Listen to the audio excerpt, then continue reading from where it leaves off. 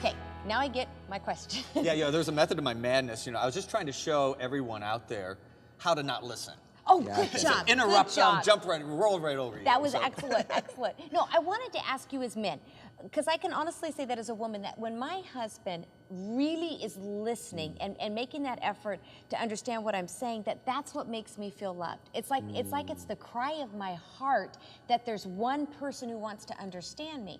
Now, is that just me as a woman? Do men really have that same cry of a heart and hunger? Oh, I really think so. I'll see what you say, but I definitely say everybody craves to be known. I mean, part of, you know, you were talking about your daughter texting and all this going on. Part of the craze out there is I want to be known. Yes.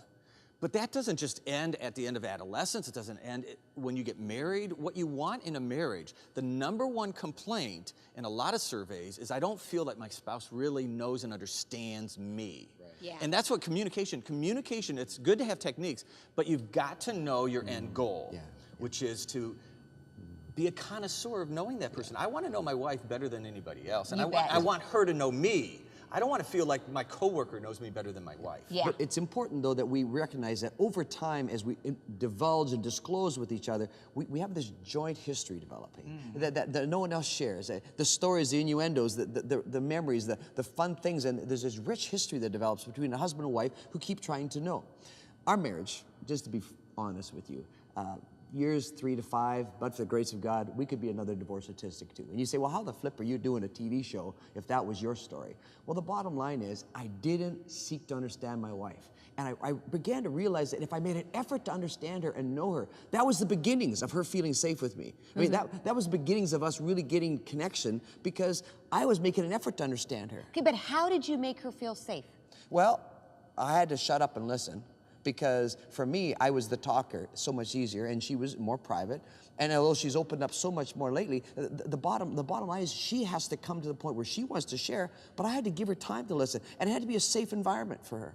I think another part of the safety, you know, I have that RAM model, and I know we're not talking about all of it, but the way that you build trust is to make your partner feel like they are cherished and valued. Yes. And you got to do it with words. You can do it with actions. You can do it with, you know, different ways of innuendos in your relationship. But you got to say it. You know, this is what I really appreciate about you. This is what, you know, not just thanks for the good meal. You know, it's like you've got to talk about who that person is that you love and know, and how can you appreciate them if you don't know them. What's your biggest weakness as a listener?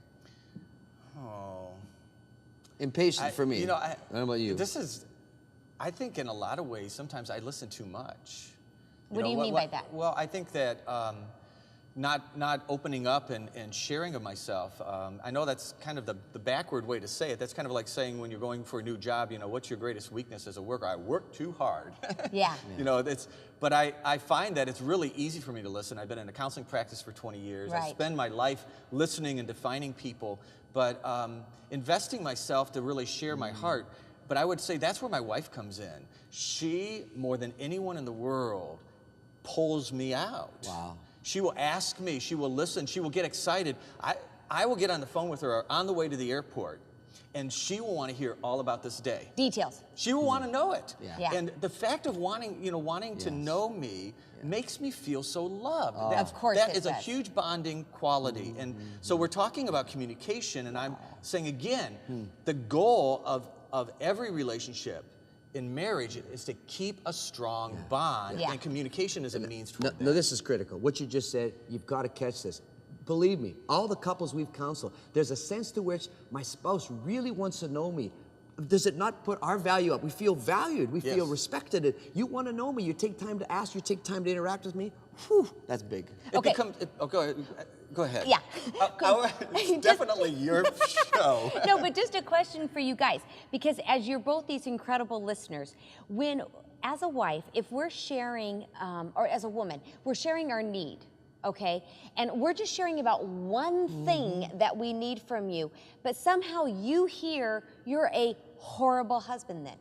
You are a horrible worker. It's like you take and you hear way bigger Kind of like you what we personalize said. it, like Yeah. you take it personally. Yeah, that happens many times, and something that is just saying, hey, I need this from you, we take as criticism. And that can go both ways. I know wives that can do that. I know Exactly. husbands that can do That's that, the point. It's not just a male thing. I think what happens is we point out a criticism to anybody. If you're not careful and have it couched within a genuine attitude of care and you're valued, then it's, well, what's wrong with me? Am I all garbage? But interesting, you even said criticism. It's not a criticism. It isn't a criticism. You're It's absolutely a right. cry. And It's saying something I need. It's one of the things that I really think we got to establish as a norm in marriage relationships. I propose to couples that once a month they sit down and with the RAM model, they talk about how they're doing in their appreciations of each other, how they're doing in meeting each other's needs. And evaluating the relationship. And they created an openness, a receptivity to saying, hey, listen, you need this, you need that, I want to do that for you. Where the need comes in and where they feel like it's criticized is if they express a need, then I'm feeling like I'm falling short and I'm meeting the need. So it goes to defensive because I guess I'm not meeting that need. So that's a hard place to come from, right? And sometimes that's because we want so much to be good husbands. Yes. But we have to normalize this idea that healthy relationships are not balanced relationships. Healthy relationships are balancing relationships. Good. And every month we have to have some kind of a structure in our marriage to say, hey, where are we out of balance? Where am I lacking? So get the balance, find the balance, but you know what? There's a whole lot of fun in finding out what kind of communication style you are. And Dave has coined the woodpecker and the turtle. So you've got to stay with us to find out which one you are. You'll find out.